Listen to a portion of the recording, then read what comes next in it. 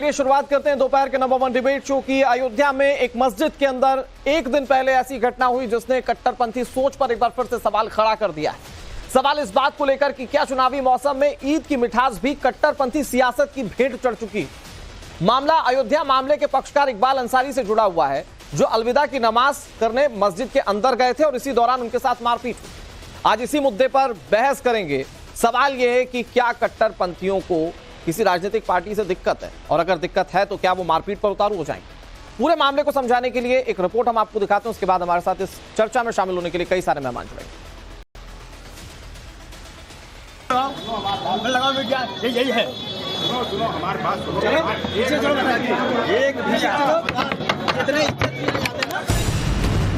योगी की तारीफ करनी पड़ी भारी, मस्जिद में पिट गए इकबाल अंसारी। गए थे अलविदा की नमाज पढ़ने, कट्टरपंथियों ने मस्जिद में ही निशाने पर ले लिया। ये चौंकाने वाली दास्तान है अयोध्या मामले में मुस्लिम पक्षकार रहे इकबाल अंसारी की, जिसका ब्यौरा अयोध्या के राम जन्मभूमि थाने के रजिस्टर में दर्ज हो चुका है। नामजद आरोपी अयूब पुलिस की गिरफ्त में है, जबकि 4 अन्य आरोपियों के खिलाफ पुलिस ने एक्शन की तैयारी शुरू कर दी है। हाथापाई करने लगा। उसका कहना है कि तुम नमाज पढ़ने आते हो कि यहाँ राजनीति करते आते हो, यहाँ बाबा की तारीफ करते हो। उसका एक ही मकसद है कि जो है बाबा की बुराई करो, हिंदुस्तान में अफरा तफरी का माहौल रहे। उसका यही केवल मकसद है। इसी बात को लेकर के वो हमारे ऊपर हमलावर हो गया और हाथापाई करने लगा। इकबाल अंसारी पर हमले की वजह बेहद चौंकाने वाली है। आरोपियों ने पहले मस्जिद की खिड़की खोलने का बहाना बनाया, फिर सीएम योगी आदित्यनाथ का समर्थन करने और तारीफ करने का हवाला देकर मारपीट शुरू कर दी। ये कोई पहला मौका नहीं है जब मुख्यमंत्री योगी आदित्यनाथ की तारीफ करने पर किसी मुस्लिम को निशाना बनाया गया हो। ये वारदात इसलिए भी सुर्खियों में है क्योंकि इकबाल अंसारी अयोध्या केस के मुस्लिम पक्षकार रहे हैं। सवाल उठ रहे हैं कि क्या इकबाल अंसारी के लिए कट्टरपंथियों के मन में दबी नफरत अब खुलकर सामने आने लगी है। क्या राम मंदिर की भड़ास निकालने के लिए इकबाल अंसारी को निशाना बनाया गया। योगी की तारीफ का जिक्र कर हमला करने का मकसद बीजेपी समर्थक मुसलमानों को डराना है क्या यह हमला 2024 के चुनाव से पहले मुस्लिम वोट बैंक को उकसाने की शातिर साजिश है। यह सवाल इसलिए महत्वपूर्ण है क्योंकि इस वारदात के लिए जानबूझकर ईद से ठीक पहले का वक्त चुना गया। पहले चरण के चुनाव की टाइमिंग भी देखी गई। जिस तरह का माहौल इस देश में भाजपा ने पिछले 10 सालों में बनाया बहुत दुर्भाग्यपूर्ण है। एक पूरी नस्ल के अंदर जहर भर गया है, नफरत भर गई है। हिंदू मुसलमान, हिंदू मुसलमान, हिंदू मुसलमान, सिर्फ यही मसला मुद्दा रह गया है। न रोजगार मुद्दा रह गया, न महंगाई मुद्दा रह गया। सवाल तो यह भी है कि मुस्लिम वोट बैंक से जुड़ा एक तबका मोदी योगी के समर्थन में अब खुलकर बोल रहा है। यूपी में योगी सरकार की मुसलमानों के हित की योजनाएं और केंद्र में मोदी सरकार की मुस्लिमों की बेहतरी की योजनाओं का हवाला दिया जा रहा है। तो क्या यह बदलाव कट्टरपंथियों की नींद उड़ा रहा है। सवाल इसलिए है क्योंकि इसकी झलक 2024 के चुनाव के नतीजों में भी दिखने वाली है। ब्यूरो रिपोर्ट, टाइम्स नाउ, नव भारत।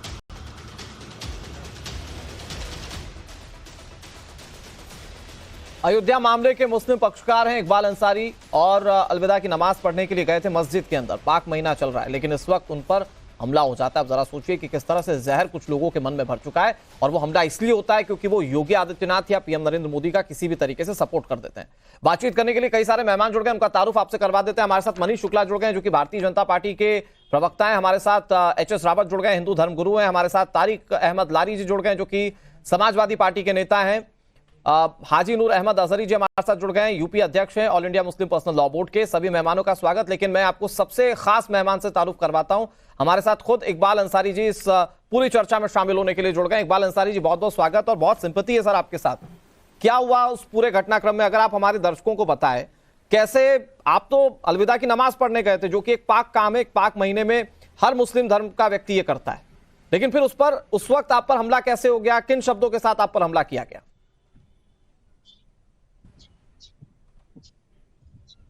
देखिए, रोज की तरह न जो है अलविदा की नमाज हम भी पढ़ने गए थे, बराबर हम भी जाया करते हैं। और मस्जिद में खिड़की 3 लगी हुई है, 3 पार्ट में मस्जिद है। तो बीच की दलान में हम बैठे हुए थे जी। और नमाज खत्म हो चुकी थी। दुआ मांगने के जो है मौलाना जो है जा रहे थे, तो हमने मस्जिद की खिड़की खोल दिया जी। तो तुरंत जो है वो अयूफ नाम करके आदमी उड़ के आया, उसके 3-4 समर्थक रहे। कहीं उसका कहना है कि तुम यहाँ राजनीति करने आते हो, बाहर जो है सरकार के जो है माफिक जो है दुआएं मांगते हो, बाहर निकलकर योगी जी मोदी जी की आप तारीफ करते हो, ये तुम्हारी बात यहाँ नहीं चलेगी। यहाँ अगर नमाज पढ़ना है तो जो हम कहेंगे तुमको जो है वही काम करना है। हम ये चाहते हैं अगर सरकार के आदमी, अगर मीडिया हमसे पूछती है कि सर जो है अयोध्या में सड़क बनी है, तो हमको बताना है कि हाँ सड़क बनी है, रेलवे स्टेशन बना है तो बनी है। जो चीज सरकार यहाँ बना रही है, जो डेवलप कर रही है, उससे अगर हमसे पूछते हैं तो उसी की हम तारीफ करते हैं। जो सच्चाई है, रमजान शरीफ का महीना है, हमको जो है सच बोलने में एक अच्छा लगता है। अगर सरकार ने यहाँ डेवलपमेंट कर रही है तो उसकी बात हम जो है लोगों को बताते ही रहते हैं कि देखो सरकार ये कर रही है। इकबाल जी ये बताइए, क्योंकि आप कह रहे हैं कि पाक महीना, इसमें झूठ बोलने का कोई तुक नहीं बनता। इकबाल जी आप बताइए कि क्या हमला करने वाले लोग ये चाहते थे कि आप सच ना बोलें? क्या वो ये चाहते थे कि आप मोदी योगी की बुराई करें, जैसा कि कुछ कट्टरपंथी गैंग चाहते हैं? और उससे वो इन्हीं का वो पेशा है। देखिए, इन लोग 3-4 लोग हैं, ज्यादा नहीं है जी, लेकिन इनका मकसद है कि जब तुम सरकार की बुराई करोगे तो हिंदुस्तान में अफरा तफरी का माहौल होगा। ये सब चंदा वसूलने वाले हैं, हिंदुस्तान का माहौल खराब करने वाले हैं। सरकार की तारीफ करना ये कोई गलत बात नहीं है, और सच्चाई की तारीफ करना ये भी गलत बात नहीं है। हम सच्चाई की तारीफ करते हैं। अगर सरकार ने डेवलप किया है तो लोग हमसे पूछते हैं तो हम साफ साफ कहते हैं कि अयोध्या में ये हुआ है, हमने देखा है, हमें गवाह भी हैं। तो ये तो गजब है, मतलब सच को सच कहना कुछ लोगों को क्यों रास नहीं आ रहा है। मैं मनीष जी आपके पास आऊं, लाली साहब आपके पास आऊं बहुत जल्दी से। अजहरी साहब मुझे बताइए कि क्या ये देश में कोई इकोसिस्टम, या मैं दूसरे शब्दों में कहूं कोई कट्टरपंथी गैंग इस तरह से काम कर रहा है क्या, जिसको मोदी योगी पसंद नहीं है, और अगर पसंद नहीं है तो वो लोगों को मारते फिरेंगे? और ये क्या डर बैठाने की भी कोशिश है कि देखिए साहब आप सपोर्ट करके देख लीजिए, आप खुलकर सपोर्ट करके देख लीजिए, अगर आप करेंगे तो हम इसी तरह से हमला करेंगे आप पर? ये क्यों कोई गैंग काम कर रहा है क्या सर इसके पीछे? आप इसको प्रोपेगेंडा के तो तरीके से पेश कर रहे हो देश के सामने। अच्छा, ये जो हमारे जो इकबाल अंसारी साहब बैठे हुए हैं, जो बोल रहे हैं, इनके साथ अगर ऐसी घटना हुई है जैसे ये बता रहे हैं तो वो गलत है, और ऐसे लोगों को गिरफ्तार किया जाए। अजहरी साहब मैं आपत्ति दर्ज कराता हूँ। अगर ऐसी घटना हुई है का क्या मतलब है? आपको लगता है वो झूठ बोलेंगे? आपको लगता है झूठ बोलेंगे वो?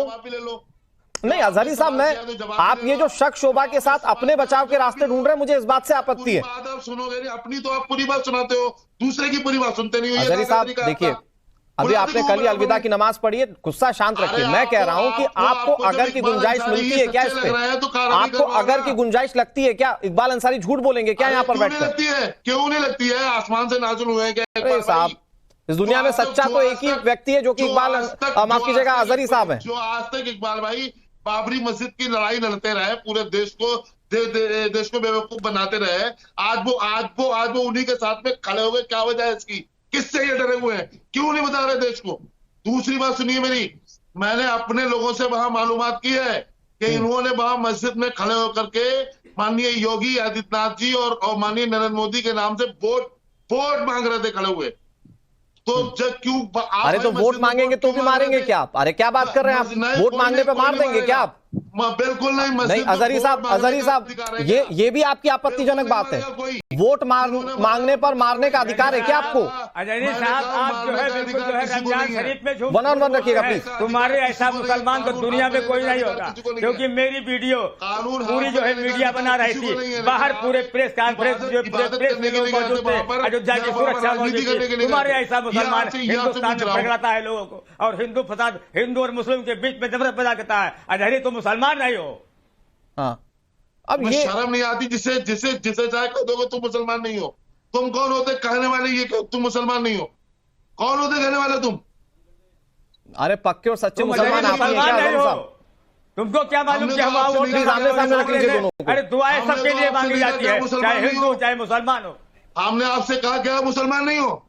हाँ, कहते हो अपने लोगों से जहां पता लगाया है। कहाँ पता लगाने वाले? तुम्हारे कौन से दलाल यहाँ मौजूद है? हमको बताओ। आप जो प्रोपेगेंडा कर रहे हो, नाम बताओ, कौन से दलाल तुम्हारे यहाँ मौजूद? आपको मंत्री बनना है, बन जाओ। लेकिन आप पूरे देश सुरक्षा के ले लो। मुसलमानों को बदनाम कर रहे हो। समझे? देश के हमको मंत्री मुसलमानों नहीं को बनना बदनाम है, क्यों कर रहे हो तुम्हारे यार? ऐसे ही मुसलमान हिंदुस्तान को बर्बाद किए हुए आपके हैं। साथ हुआ है, आप जाइए, तुम्हारे ही कानूनी ऐसे मुसलमान हैं। अच्छा सुनिए, एक कार्रवाई मिनट, करेंगे। ठीक है इकबाल जी और अजहरी साहब सुनिए, बहुत शांति से मेरी बात सुनिए। कानूनी अजहरी साहब कार्रवाई की, ठीक है, क्योंकि एक जिसकी मिनट, सरकार है तुरंत पकड़े जाएंगे। ठीक है, आप दोनों पक्के मुसलमान हैं और हम दोनों इस बात का एतबार करते हैं, हम सभी लोग इस बात का एतबार करते हैं, किसी के मुसलमान होने पर सवाल मत उठाइए। बात इतनी है सर कि किसी को मारने का हक तो नहीं है। वो मोदी को सपोर्ट करें, वो योगी को सपोर्ट करें, अखिलेश यादव को सपोर्ट करें, राहुल गांधी को सपोर्ट करें। तो अजहरी साहब अगर आप इस मुद्दे पर भी बैठकर, इस संवेदनशील मुद्दे पर भी बैठकर या इस सोच को भी डिफेंड कर रहे हैं तो ये आपत्तिजनक है। कैसी बात करते हो आप? गलत आप बोल रहे हो। कौन सी गलत बात बोल दी अजहरी साहब? आप सही बोल रहे हैं क्या बैठकर? देश की जनता को कौन सा चेहरा दिखा रहे हैं आप ये बैठकर? बकवास कर रहे हो बैठे हुए। बकवास आप कर रहे हैं, तमीज में बात कीजिए। अजहरी जी अगर तमीज नहीं है बात करने की तो मत बैठा करिए, तमीज में बात कीजिए। मैं आपके साथ बैठा हुआ कोई मौलाना नहीं हूं, पढ़ लिख कर बैठा हूं, मुझसे तमीज में बात कीजिए। आपके भी हक की बात कर रहा हूं और इकबाल अंसारी के भी हक की बात कर रहा हूं। एक बार तमीज में बोलना सीखिए, यहां बैठकर मेरे साथ बदतमीजी मत कीजिए। आप फालतू नहीं चिल्ला सकते मुझ पे, आई एम सॉरी।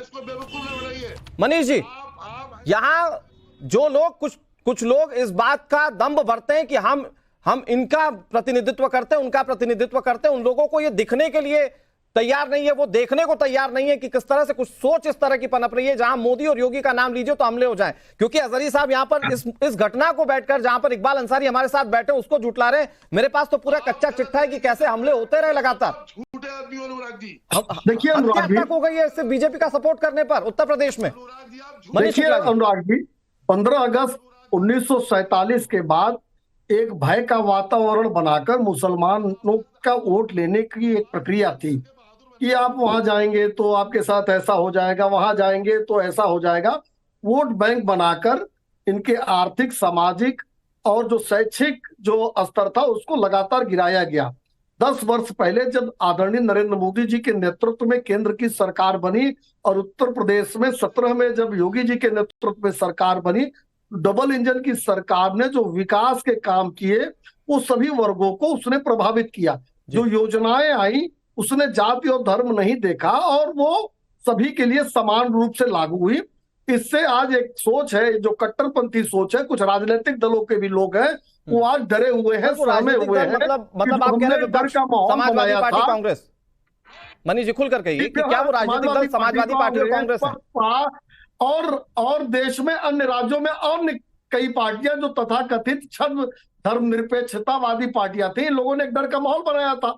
लेकिन 10 साल में जब भारत विकास की तरफ बढ़ा और उस विकास में सभी धर्म और जात के लोगों का समान रूप से विकास हुआ। नहीं, मुझे मनीष जी, मैं दरअसल ये सवाल तो अजहरी जी से समझना चाहता हूँ। अजहरी जी, आपको कोई नहीं सुन रहा है, अभी आपकी आवाज डाउन है, मैं आऊंगा आपके पास, बोलिएगा, खुलकर बोलिएगा। मनीष जी, मैं जो एक चीज समझना चाह रहा हूं, मैं चाह रहा था कि वो मुस्लिम धर्मगुरु हैं, वो उस पर जवाब दे, लेकिन आप मुझे बताइए कि इसके पीछे सोच क्या हो सकती है। अगर कोई व्यक्ति बीजेपी को पसंद कर रहा है, वोट जाहिर बात है कि वो उसको देगा, ये कॉन्फिडेंशियल होता है। तो क्या ये डर बैठाने के लिए कि अगर आप सार्वजनिक तौर पर बोलेंगे तो हम आप पर इस तरह से अटैक करेंगे, ये सिर्फ उस डर बैठाने के लिए? यही बता रहा था आपसे जी, और आपके माध्यम से देश की जनता से कि उस सोच की कलई खुल गई। जो बीजेपी के प्रति भय का वातावरण ये सपा, कांग्रेस और तमाम दलों ने और ये कट्टरपंथियों ने बनाई थी, वो कलई खुल गई 10 साल में। इसके नाते से ये हमला करना चाहते हैं। लेकिन देखिए, उत्तर प्रदेश में योगी आदित्यनाथ जी की सरकार है, कानून का शासन है, अयूब की गिरफ्तारी हो गई है, जो अन्य 4 लोग हैं उनकी भी गिरफ्तारी होगी। कानून सम्मत, कानून का हंटर जरूर चलेगा। इकबाल अंसारी ने एक पक्षकार की भूमिका निभाई, कभी वो उन्होंने पक्षकार रहते हुए विड्रॉ नहीं किया, लेकिन जब कोर्ट का ऑर्डर आया तो संविधान को उन्होंने माना, न्यायालय के आदेश को सर माथे पे रखा। और किसी भी देश में संविधान ही सबसे बड़ा ग्रंथ होता है, अगर उसको कोई मान रहा है और उसको डराने का प्रयास होगा तो ये चलने वाला नहीं है। कठोर कानूनी। और मनीष जी, एक बहुत इंपॉर्टेंट बात कहते हुए मैं आगे लारी साहब के पास जाता हूं। इंपॉर्टेंट ये है कि इकबाल अंसारी ने तो पक्ष रखा ही, कोशिश की उस विवादित ढांचे को लेकर बहुत, लेकिन कई दूसरे भी पक्षकार थे और इन्हीं के साइड के पक्षकार थे। कोर्ट ने सब रिव्यू करने के बाद फैसला सुनाया था, तो उस फैसले पर भी आप लोगों को एतबार क्यों नहीं है? खैर वो दूसरा मसला है। लेकिन लारी साहब, जैसा मनीष जी कह रहे हैं कि इसमें राजनीतिक पार्टी, अजहरी साहब आऊंगा आपके पास, आप थोड़ा सा गुस्सा शांत कर लीजिए, मैं आऊंगा आपके पास। लारी साहब, या मनीष जी कह रहे हैं कि कुछ पॉलिटिकल पार्टियां भी हैं इसके पीछे जो इस तरह की सोच को और ज्यादा प्रमोट करती हैं। और एक घटना मेरे जहन में कासगंज की घटना है। एहसान अली एक नाम के शख्स थे जिनको सिर्फ इसलिए पीटा गया क्योंकि उनके भतीजे जो थे वो बीजेपी के बूथ इंचार्ज बना दिए गए थे और अब सपा समर्थकों पर यह आरोप लगे। तो ये पॉलिटिकल पार्टियों का भी इन्वॉल्वमेंट है क्या इस तरह की कट्टरपंथी सोच पे? आप पर आरोप लगता है कम से कम ऐसा। मैं आ रहा हूं, मनीष शुक्ला जी आ रहा हूं। हाँ लारी साहब। मिर्जापुर में घटना हुई थी। हाँ देखिए, मिर्जापुर की घटना उन्होंने जोड़ दी। लारी साहब, पहले तो अनुराग भाई आपसे निवेदन है, आपके चैनल से निवेदन है, वहां समर्थक समाजवादी पार्टी मैंने आपको नेता इंट्रोड्यूस किया, मैं उसको चेंज करवाता हूँ। लारी साहब समाजवादी पार्टी के नेता हैं, बहुत पुराने नेता, पिछली चर्चा में भी उन्होंने कहा था। प्लीज लारी साहब, प्लीज कंटिन्यू। दूसरी बात यह है जो इकबाल अंसारी साहब के साथ हुआ, इनके वालिद भी उस मुकदमे को देख रहे थे, ये भी देख रहे थे, क्या इन्होंने विड्रॉ किया? नहीं, विड्रॉ नहीं किया। मुकदमे का फैसला हुआ है जो सुप्रीम कोर्ट का हुआ, सुप्रीम कोर्ट का फैसला जो भी पढ़ा लिखा इंसान होगा वो मानेगा। इन्होंने भी कई साल मुकदमा लड़ा है तो ये भी जानते हैं कि कोर्ट की मर्यादा को कैसे तार तार नहीं करना है। अब रही अजहरी साहब की, तो अजहरी साहब यहाँ तार तार करने के लिए, अपने धर्म को बेचने के लिए यहाँ बैठे हुए हैं और कुछ नहीं कर रहे हैं।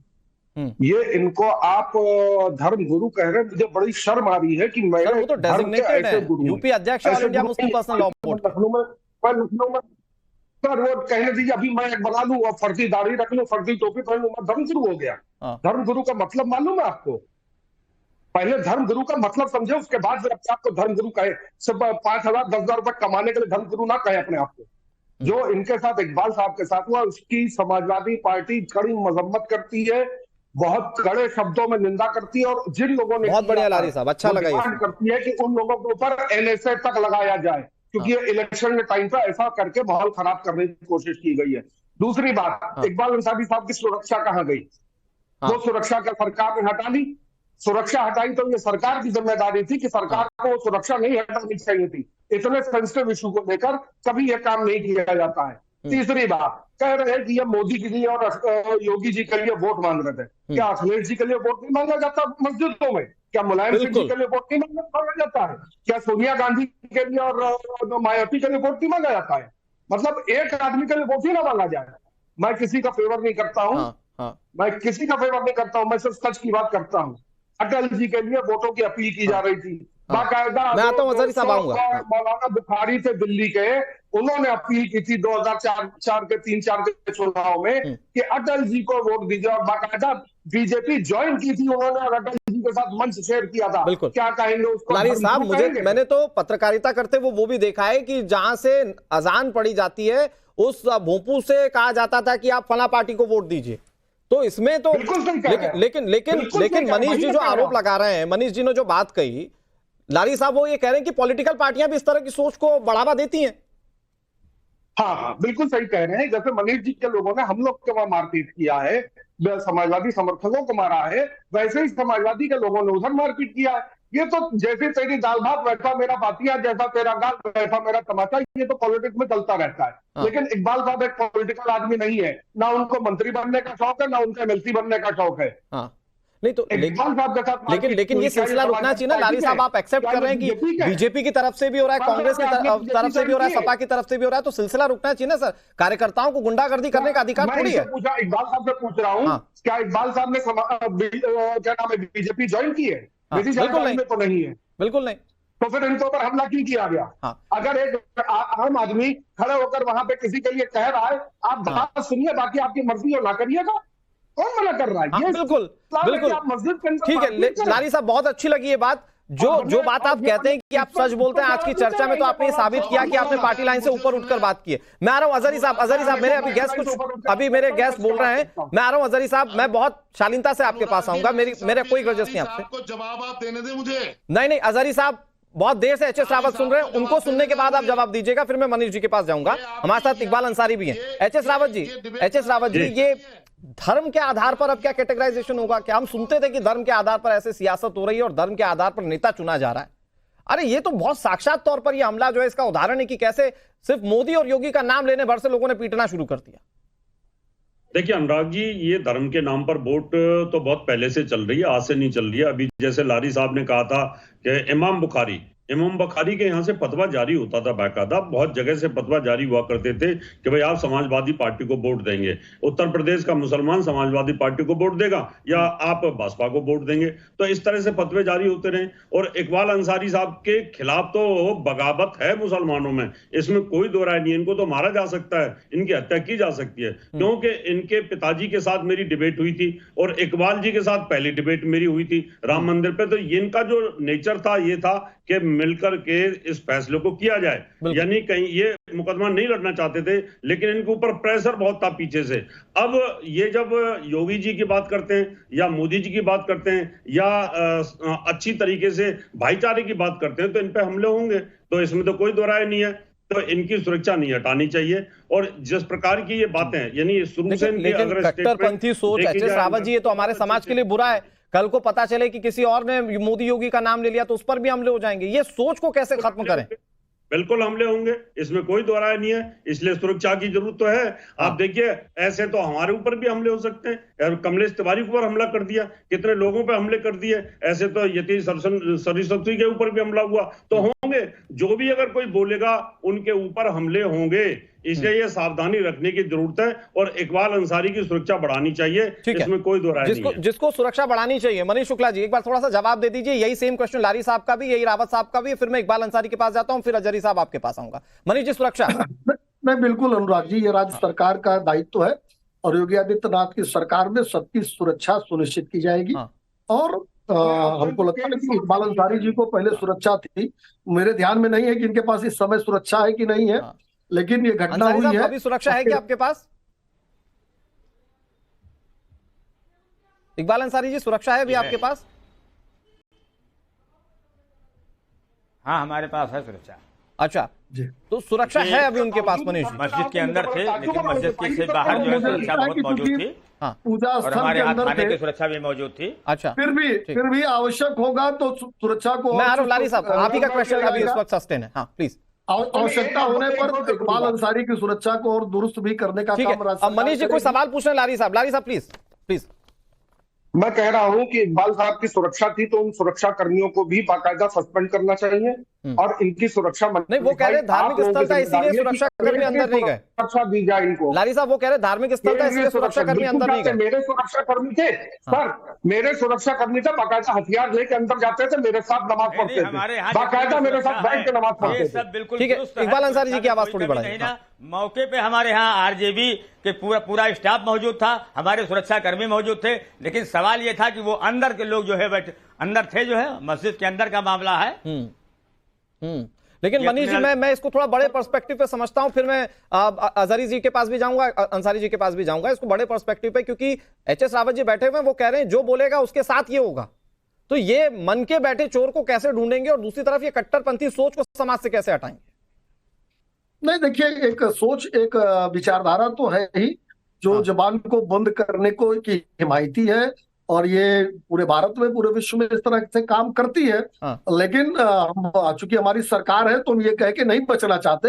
हम जरूर आपके चैनल पे कहेंगे कि हम सुरक्षा को सुनिश्चित करेंगे, इकबाल अंसारी जी की सुरक्षा की और अगर आवश्यकता होगी वो भी सुनिश्चित करेंगे। जो लोग हैं, अयूब की गिरफ्तारी कर ली गई है, 4 जो अन्य आरोपी उनकी भी गिरफ्तारी की जाएगी। लेकिन ये एक है और उसको तमाम लोग उसको सपोर्ट करते हैं। आप खुद देखते होंगे अनुराग जी, छोटी छोटी घटनाओं पे किस तरीके से सोशल मीडिया पे, तमाम मीडिया पे किस तरीके से लोग अपने विचारों को उग्र तरीके से रखते हैं। सबसे छिपी हुई बात नहीं है। एक शाहरुख नाम के शख्स थे बदायूं के, उन्होंने बीजेपी को सिर्फ सपोर्ट कर दिया था, फेसबुक पर गालियों का अंबार लग गया था सर। तो ये बहुत सारी घटनाएं हैं। मैं अब मनीष जी कोशिश करूंगा फिर आपके पास आऊं। अजहरी साहब, आप कुछ बचता है सर डिफेंस में?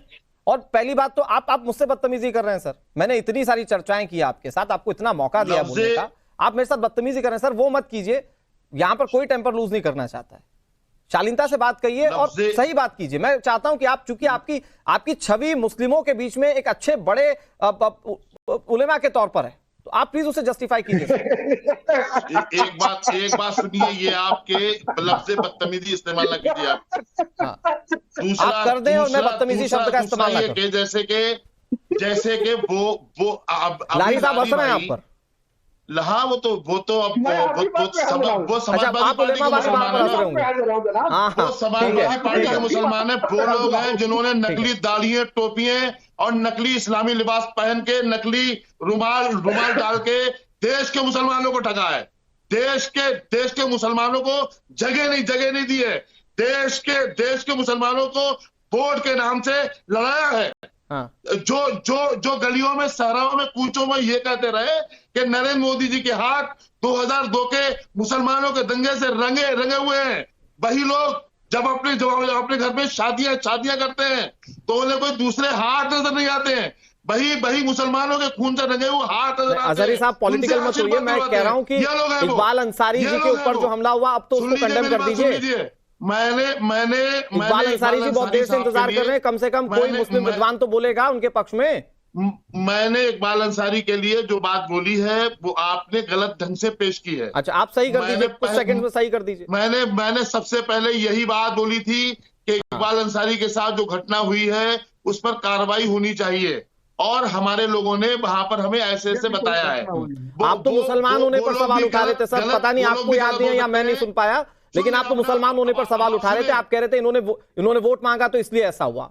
आपको मैं याद दिला दे रहा हूँ, ज्यादा वक्त नहीं हुआ, अभी ये चर्चा अभी चली रही है। तकरीरें हो रही थी, हमने सबको सुना है। अच्छा। और किसी के बीच में नहीं बोले हैं। अच्छा। अभी यहाँ पर ये तकरीर हो रही थी कि भाई मस्जिद में वोट मांगे गए हैं। अभी रावत जी बोल रहे थे कि बुखारी जी ने मस्जिद में मांगे वोट। कोई एक भी सबूत ऐसा नहीं दे सकता है सर, और देश का कानून भी इजाजत नहीं देता। लारी साहब उस पर मैं एक लाइन पे जवाब चाह रहा हूँ। अजहरी साहब एक लाइन में जवाब। अजहरी साहब मेरे पास बहुत लिमिटेड वक्त है, मैं लारी जी के पास भी जाना चाह रहा हूँ। पैसे लेकर के चैनलों पर बैठ नहीं अजहरी साहब प्लीज ऐसा ऑफेंडेड चीज मत कहिए। लारी साहब मुझे एक लाइन में बताइए, क्या पॉलिटिकल पार्टियों का इन्वॉल्वमेंट इस तरह के जब हमले होते हैं तो पॉलिटिकल पार्टियों का इन्वॉल्वमेंट होता है क्या अजहरी साहब? आपने कितने मौलवी तैयार किए ऐसे, कितने नहीं, किसी पॉलिटिकल पार्टी का इन्वॉल्वमेंट नहीं होता है। ये कट्टरपंथी फर्जी सो कॉल्ड मौलाना जिनको आप स्कॉलर्स कहते हैं, जो दाढ़ी उपवास और टोपी लगा के घूम रहे हैं, गली गली में घूम रहे हैं, 5-5 हजार रुपए 500 रुपए में बिक रहे हैं, 5-5 टके में बिक रहे हैं, उन मौलानाओं की टीचिंग का नतीजा है ये जो ये मतलब इस तरह की सोच डाली जा रही है लोगों के मन में। इकबाल अंसारी जी नहीं, मतलब लारी साहब आपने जो बात कही मैं उसको आगे बढ़ा रहा हूँ। इकबाल अंसारी जी, क्या ये सोच डाली जा रही है क्या लोगों के मन में? ये नफरत फैलाई जा रही है क्या? उनके दिल में ये नफरत बैठाई जा रही है क्या? मोदी योगी को सपोर्ट करेंगे तो हम आपके साथ ऐसा करेंगे, या ऐसा कीजिए। देखिए, हमारे साथ जो घटना हुई है, ना मैं मस्जिद में कोई तकरीर कर रहा था, ना किसी के लिए हम वोट मांग रहे थे। इनको इस बात का केवल जो है इस बात को लेकर के नफरत है, हमेशा ये बनी रहती है योग को। ये जो है बाहर जब मीडिया से जो नमाज पढ़ के बाहर आते हैं तो बीजेपी की तारीफ करते हैं, क्योंकि ये लोग आपराधिक किस्म के हैं। और अयोध्या में हिंदू और मुसलमानों के बीच का सौहार्द बनाए रखना ये मेरा काम है। रमजान शरीफ में सच्ची बात बोलना ये मेरा मजहब है। एक दूसरे की हिफाजत करना ये हमारा मजहब है। तो हम लोगों के हिंदू और मुसलमानों के बीच के आप एमएलसी बनना आप चाहते हैं, आप मंत्री वो क्या बनना चाहते हैं, उससे क्या लेना देना? ये इल्जाम वोट मांगना और वोट करना ये हर आदमी का अपना दायित्व है, ये संविधान देता है इसकी इजाजत। HS. Rawat ji, last line कैसे दूर होगा ये सब? ये जो मानसिक तौर पर कट्टरपंथ भर दिया गया है कैसे ठीक होगा? एक लाइन में एच.एस. रावत जी, ये बहुत पहले से था, हाँ, आज भी है और आगे और होगा, ये इसमें कोई दो राय नहीं है। क्योंकि नूर अहमद जैसे जो व्यक्ति हैं, जो बड़े बड़े पदों पर जो बैठे हैं, और मुझे लारी साहब की बात से मैं एंड करना चाहूंगा। लारी साहब कह रहे थे इस तरह की बातें मन में बैठाई जाती हैं, तो ये क्यों बैठाई जाती हैं? वोट करना, किसको वोट देना है नहीं देना है, सबकी अपनी पसंद है और ये संवैधानिक अधिकार है। इस पर आखिर गुंडागर्दी क्यों? ठीक है, बहुत शुक्रिया आप सभी मेहमानों का इस पूरी चर्चा में शामिल होने के लिए। इकबाल अंसारी जी, आपका भी विशेष तौर पर शुक्रिया। आगे पुलिस कार्रवाई कर रही है और उस कार्रवाई पर लगातार टाइम्स नाम नवभारत की नजर बनी हुई है। फिलहाल खबरों में